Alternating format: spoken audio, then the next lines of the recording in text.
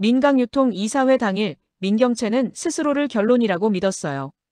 의사봉 소리, 스크린에 박힌 지분율, 미리 써둔 보도자료. 모든 게 흠잡을 데 없이 맞물렸죠. 정리합니다. 회장 직무대행 루시아의 직무정지는 가결. 민경채의 목소리는 확신과 조롱 사이 어딘가였고 그 표정은 승자의 습관처럼 굳어 있었어요. 박수는 규정상 허용되지 않았지만 누군가의 발끝이 바닥을 톡톡 치며 리듬을 만들었습니다.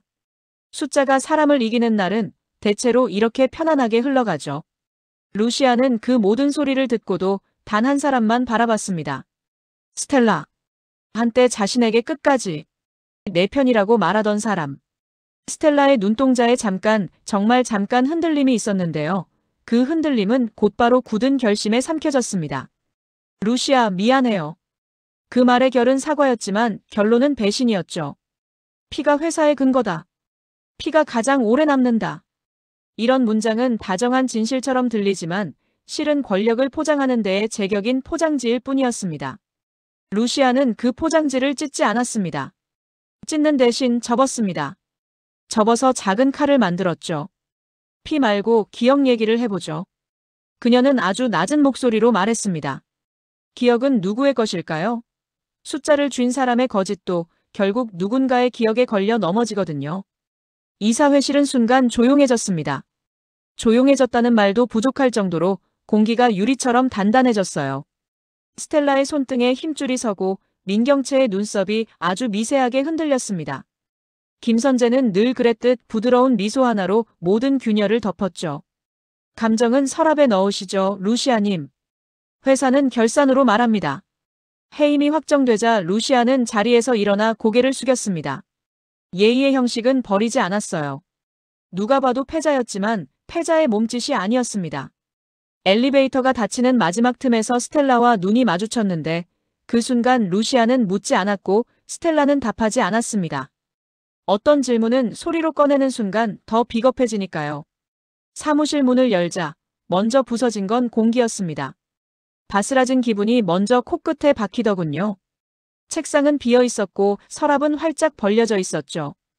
바닥엔 서류가 흩어져 있었는데 흩어짐의 방식이 너무 정교해서 그게 우연이 아니라는 걸 누구든 알아볼 수 있을 정도였어요. 정리해드린 겁니다. 김선재가 말했죠. 손끝으로 크리스털 명패를 튕기며. 쨍. 명패가 깨질 때 나는 소리는 사람을 아주 빠르게 과거로 데려갑니다. 민두식이 건넸던 말, 내일을 맡긴다라는 그 문장이 함께 깨지는 소리였어요. 문태경이 달려왔습니다. 그만두시죠. 문 본부장. 절차는 다 합법입니다. 합법이요? 사람을 쓰레기처럼 다루는 게요? 사람이요? 회사가요? 김선재는 늘 이렇게 단어를 뒤집어 물에 헹군 다음 내밀곤 했습니다. 그늘이 없는 문장, 그래서 더 위험한 문장. 그날 저녁 인사 게시판엔 문태경의 해임 공고가 붙었습니다. 사유는 내부 질서 문란. 사유라는 말이 붙어 있으면 대개 진실은 한 걸음 뒤에 서 있습니다.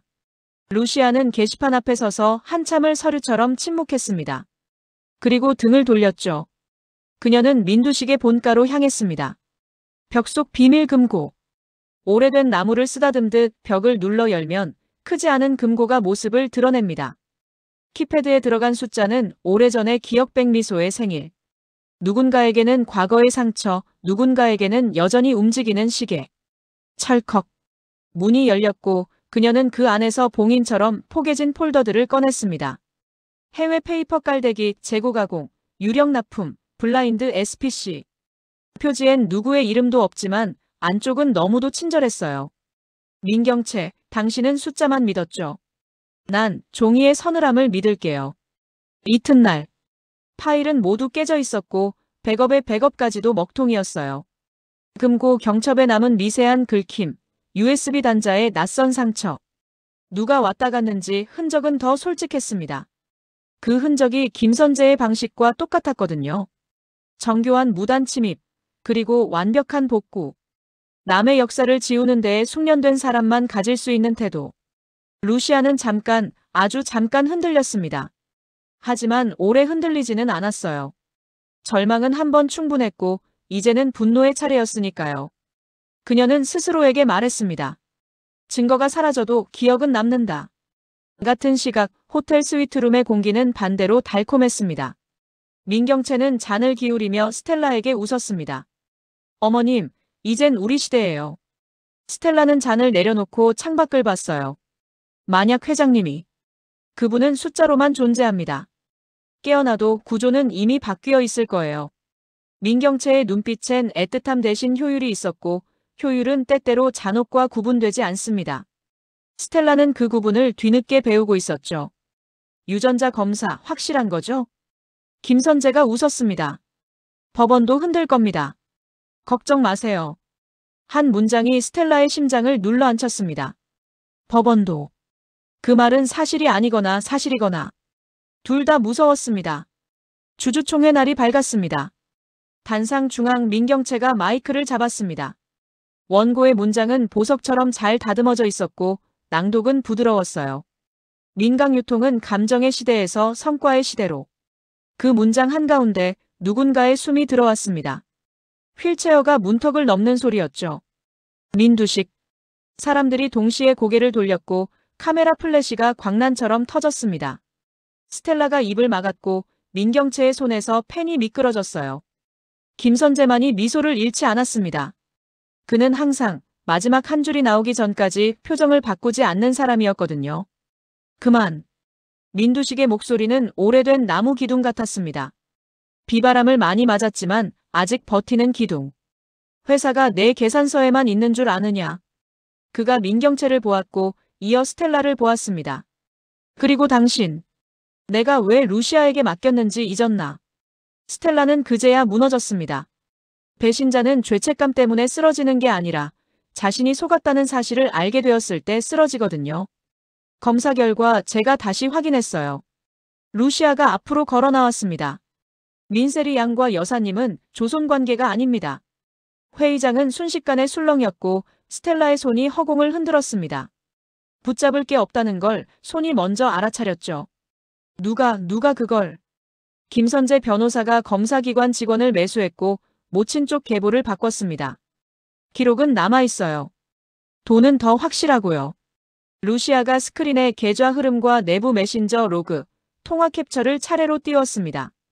어디서 났냐고요? 금고가 하나만 있지는 않죠. 민두식은 같은 물건을 두 곳에 두는 사람입니다.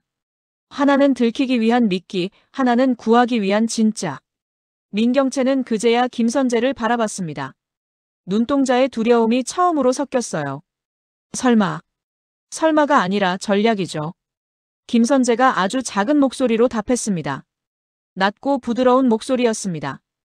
여긴 어차피 전쟁터입니다. 전쟁에서 총알이 어디서 왔는지 묻지는 않죠. 날 팔아. 팔 수 없는 건 애초에 사지도 않았어요. 민두식이 지팡이를 탁 울렸습니다. 그만. 그 한마디는 판결과 같았어요. 민두식이 서류를 들어올렸습니다. 쓰러지기 전 내 지분 28%를 루시아에게 위임했다. 조건은 하나, 내가 깨어나는 순간 효력 발생. 왜 조건부였을까요? 민두식은 마지막 순간까지 사람을 믿고 싶었습니다. 믿고 싶다는 마음과 믿지 말아야 산다는 직감 사이에서 타협한 거죠. 잠들어 있는 동안만은 자신에게도 마지막 거짓말을 허락하고 싶었던 거예요. 민경채의 입술이 하얗게 말랐습니다. 계산을 다시 돌려봤지만 수학은 마음대로 변하지 않았습니다. 스텔라의 지분, 자신의 지분, 그리고 흩어진 우호 지분을 다 끌어모아도 28% 플러스 알파를 이길 수 없었죠. 무엇보다 분위기가 이미 변했습니다. 회의장 공기까지도 루시아 쪽으로 기울었어요. 숫자가 공기를 못 이길 때가 있는데 바로 이럴 때였습니다. 루시아가 단상으로 올랐습니다. 박수를 청하지 않았고 대신 한 문장을 먼저 꺼냈습니다. 여러분, 전 복수하러 온 사람이 아닙니다. 전 회사를 지키러 왔어요. 누군가 킥하고 웃었습니다. 달콤한 냉소였죠. 루시아는 그 웃음을 가만히 두었습니다. 저는 오랫동안 루시아라는 이름을 쓰고 있지만 이 회사에선 날마다 낯선 사람으로 불렸습니다. 이 사회가 좋아하는 건 증명서와 족보, 그리고 안전하게 믿을 수 있는 거짓말이에요. 저는 그 셋 모두에 서툴렀습니다. 하지만 그녀는 스크린을 넘겼습니다. 재고 회전 일수, 매출 채권 고령화, 할인율 추이, 숨겨진 MRO의 이중 발주, 그리고 SPC로 빠져나간 현금의 리턴 루프. 기술적인 용어들이 줄줄이 박혔는데도 신기하게도 사람들은 이해했습니다. 이해하려고 들었거든요. 여러분이 저를 믿지 않아도 됩니다. 대신 이 수치가 말하는 방향을 보시면 돼요. 이게 우리가 1년 뒤에 맞을 바닥입니다. 자만 대신 구조, 분노 대신 계획. 그 톤이 이상한 설득력을 가졌습니다. 박수는 아직 이르다고 생각한 사람들이 많았지만 한두 명의 손뼉이 먼저 부서지는 소리가 들렸고 그 소리가 다른 손으로 옮겨붙었습니다. 민두식은 옆에서 조용히 고개를 끄덕였습니다. 긴 연설 대신 그는 딱 한 문장을 더했습니다. 나는 오늘부터 회사를 그녀에게 맡긴다. 그리고 한 박자 쉬고 덧붙였죠. 내 딸에게는 사람을 먼저 배우라고 말하겠다. 그 말은 칼이 아니었고 무쇠 냄비처럼 묵직한 그릇이었습니다. 뜨거운 걸 담아도 깨지지 않는 그릇. 그런데요, 이야기란 건 여기서 끝나지 않습니다. 오히려 여기서 시작하죠. 회의장이 소란 속에 정리되고 기자들이 실시간 헤드라인을 수정하는 동안 루시아는 문태경을 따로 불렀습니다. 문 본부장, 병원 쪽 라인 다시 확인해요. 회장님 회복 소식이 새어나가면 누군가는 마지막 카드를 던질 겁니다. 문태경은 고개를 끄덕였지만 표정이 어두웠습니다. 김선재가 빠질 사람이 아닙니다. 민지섭과 연결된 바깥 자금도 여전히 살아있고요. 민지섭, 민경채의 남동생, 후계 경쟁에서 밀리며 늘 다음 번을 꿈꾸던 사람. 야망은 불쌍할 때가 많지만 불쌍하다고 안전해지는 건 아니죠. 그가 움직이면 조용히 움직이지 않습니다. 그날 밤 스텔라가 루시아를 찾아왔습니다. 눈이 아주 많이 꺼져 있었고 손끝이 떨렸습니다. 늦었죠? 조금요. 그래도 들어주세요. 스텔라는 한동안 말을 잇지 못하다가 겨우 꺼냈습니다. 난 내 아들을 잃은 뒤로 빈 방에 누군가를 자꾸 데려다 놓았어요. 민세리가 그 방을 채웠다고 믿으면 덜 아프더라고요. 누가 보여주는 종이를 믿으면 내가 멍청해지는 걸 조금 뒤로 미룰 수 있었고요. 여사님, 변명하려고 온 건 아니에요. 다만 내가 날 원망하면 그게 덜 아플 것 같아서. 루시아는 한숨처럼 웃었습니다. 원망은 이미 오래전에 끝났어요. 대신 약속 하나만 해주세요. 다음번엔 누군가가 종이로 마음을 흔들어도 적어도 당신의 기억에 먼저 물어보겠다고. 스텔라는 고개를 끄덕였습니다. 그 끄덕임은 사과보다 무겁고 용서보다 길었습니다. 다음 날부터 루시아는 회사를 다시 걸었습니다. 첫 주는 구조를 정리했고 둘째 주는 숫자의 거짓말을 걷어냈습니다. 가짜 매출을 보수적 추정으로 바꿨고 리베이트성 마케팅을 미련 없이 덜어냈어요. 여러 팀에서 불만이 나왔습니다. 분기 성과가 예쁘지 않다. 시장에 혼선을 줄 수 있다. 루시아는 대부분의 항의에 한 문장으로 답했습니다. 예쁜 성적표는 다음 분기부터 받죠. 이번 분기는 진짜 성적표를 받는 걸로 합시다. 사람들이 웅성거리긴 했지만 누구도 정면으로 반박하지 못했습니다. 반박하려면 숫자를 들이밀어야 하거든요. 그런데 숫자가 이번만큼은 루시아 편이었습니다. 문제는 회사 바깥이었어요. 민경채가 물러나자 그 빈자리를 다른 욕망들이 노렸습니다. 펀드 몇 곳이 연합회 경영 참여주주를 자처했고 업계의 오래된 인맥이 술자리를 돌며 루시아의 약점을 수집했죠. 소문은 늘 구체적이고 대개 틀렸습니다. 하지만 틀린 소문도 여론이 되면 맞는 사실처럼 작동합니다.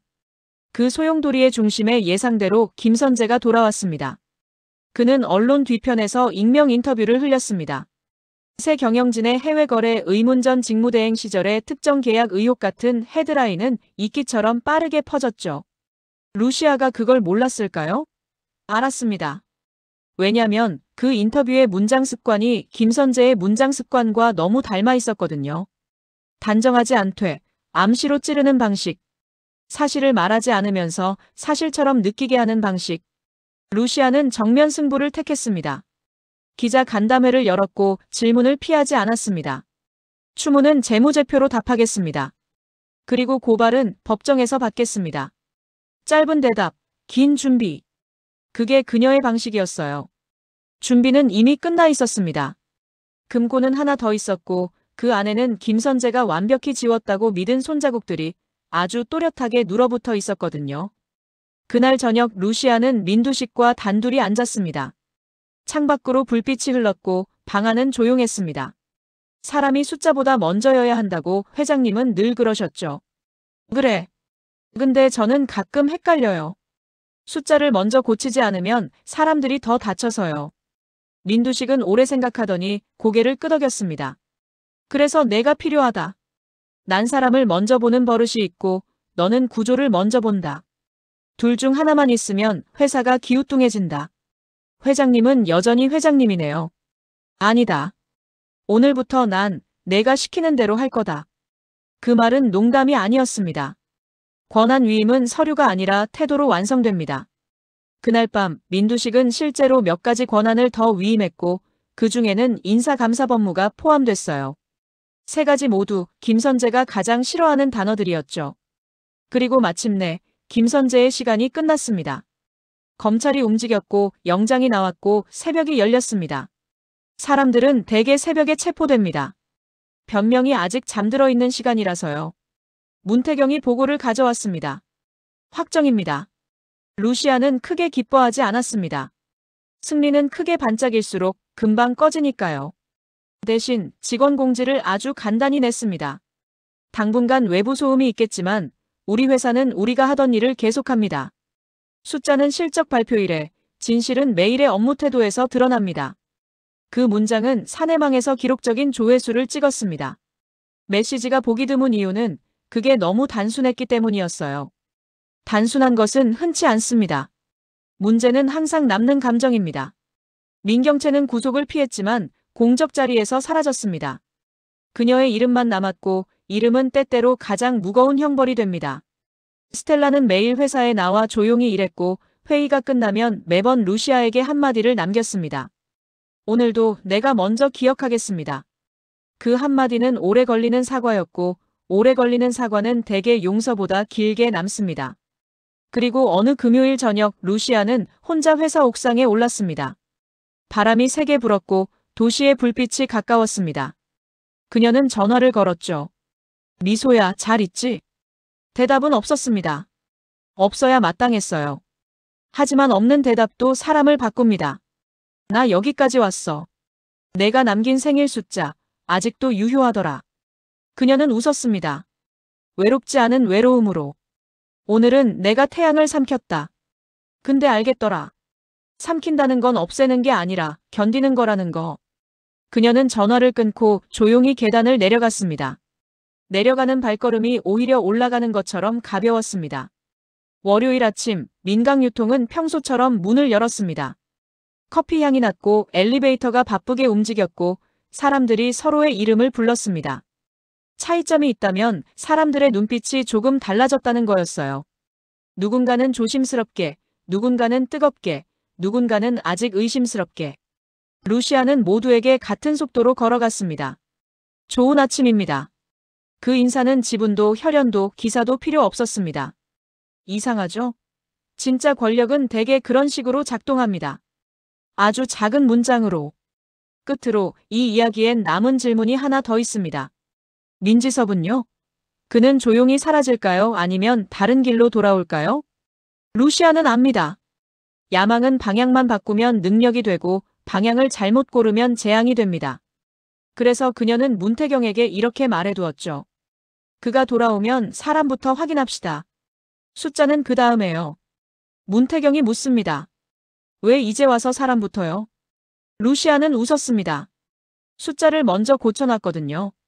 이제 사람이 틀어질 차례가 아니기를 바라는 거죠. 민두식은 더 자주 쉬고 더 적게 말합니다. 대신 종종 짧은 말을 남기죠. 너는 결국 내 후회까지 정리해주는구나. 루시아는 고개를 저었습니다. 회장님, 전 그런 거 못합니다. 다만 온도는 맞출 수 있어요. 너무 뜨거웠던 걸 식히고 너무 차가웠던 걸 데우는 정도. 그게 제일 어렵다. 그래서 제가 아직 필요한가 봐요. 마지막으로 스텔라는 루시아에게 편지를 건넸습니다. 손글씨는 예쁘지 않았고 문장은 단출했습니다. 내가 증명해준 진실 덕에 나는 오늘도 내가 산 사람이라는 걸 확인한다. 언젠가 내가 내 손을 다시 잡아준다면 그건 용서가 아니라 기회이길. 나에게 그리고 우리 모두에게. 루시아는 그 편지를 서랍에 넣지 않았습니다. 책상 위에 올려두고 매일 아침 커피를 2모금 마신 뒤 한 줄씩 읽었습니다. 사람을 믿지 말라는 가르침과 사람을 믿고 싶다는 마음 사이에서 균형을 잡는 연습이었어요. 민강 유통은 여전히 시장 안에서 이겨야 합니다. 공급망은 불안정하고 비용은 늘 흔들리죠. 하지만 이전과 다른 게 있습니다. 거짓말의 위치입니다. 예전엔 서류 맨 앞장에 있었는데요. 지금은 맨 뒷장에 붙어 있습니다. 손에 잡히는 곳에 거짓말을 두면 진실이 빨라집니다. 루시아가 바꾼 건 그런 종류의 질서였어요. 그리고 그 질서는 어느 아침 사내 메일함에 올라온 짧은 공지에서 또렷해졌습니다. 이번 분기 컨퍼런스 콜 Q&A엔 회계팀 실무자도 함께합니다. 현장 언어로 답하는 회사가 되겠습니다. 사람들이 웅성였고 일부 임원들은 못마땅해 했지만 직원 대부분이 박수를 쳤습니다.